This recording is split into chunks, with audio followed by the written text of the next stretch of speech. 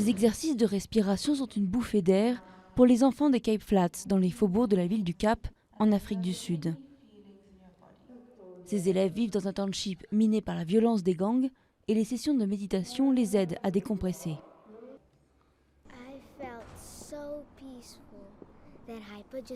Je me sens hyper apaisée. J'évacue la tension qui est en moi. C'est comme si j'étais en dehors de mon corps, comme si j'étais au paradis, à l'abri des dangers de ma rue. Je me sens très apaisée.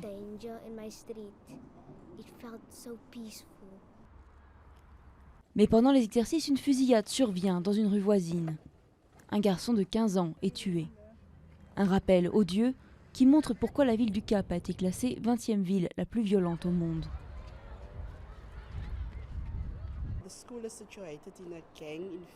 L'école est située dans un quartier où les gangs pullulent et nos enfants grandissent avec ça.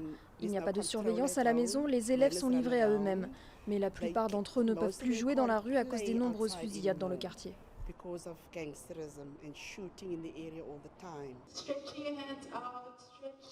Pour aider ces enfants à tenir bon, le mouvement I Meditate Africa donne des cours de yoga et de méditation dans plus de 60 écoles de la région.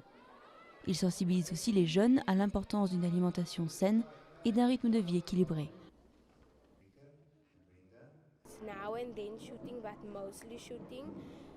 Il y a des fusillades de temps en temps et mes parents doivent me garder en sécurité.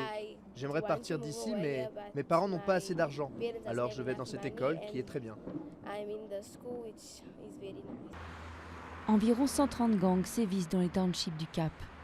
Une menace permanente pour les familles qui craignent que leurs enfants ne soient à leur tour enrôlés.